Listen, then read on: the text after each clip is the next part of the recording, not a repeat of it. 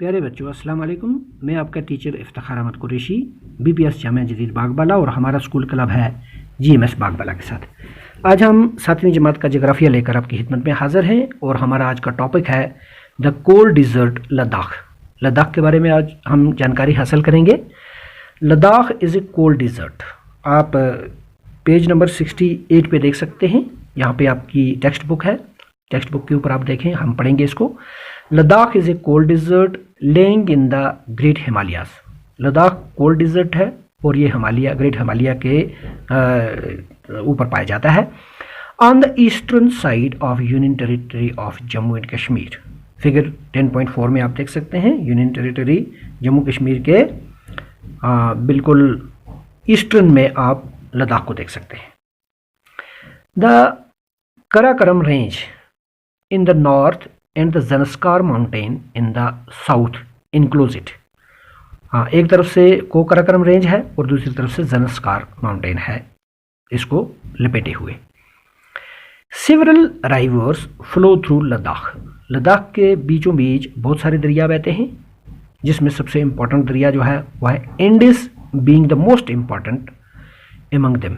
इनमें से दरियाए सिंध जो है, इंडस सिंध को कहते हैं, तो ये बहुत इंपॉर्टेंट दरिया है जो लद्दाख के हदूद से गुजरता है।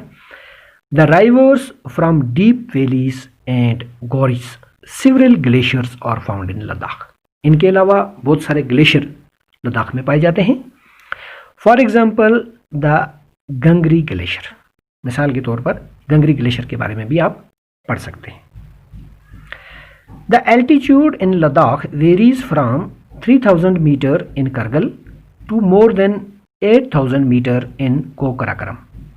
करगिल चूँकि काफ़ी डाउन है, 3000 मीटर इसकी ऊंचाई है और 8000 कराकोरम की पहाड़ी जो है ये ऊंची है, तो ये एल्टीट्यूड है लद्दाख का। Due to it is high altitude, इसके हाई एल्टीट्यूड की वजह से the climate is extremely cold. यहाँ पर बहुत ज़्यादा ठंड होती है एंड ड्राई, और मौसम खुशक रहता है। The air at this altitude is so thin that the heat of the sun can be felt intensely। यहाँ ऊंचाई होने की वजह से सूरज की जो हीट है वो इतनी ज़्यादा महसूस नहीं होती। The day temperature in summer are just above 0 degree and the night temperature will below -30 degree centigrade. तो इससे आप अंदाज़ा लगा सकते हैं कि वहाँ का टेम्परेचर क्या है। It is freezing cold in the winter. Winter में फ्रीजिंग कोल्ड हो जाता है, वहाँ पर बहुत ठंड होती है।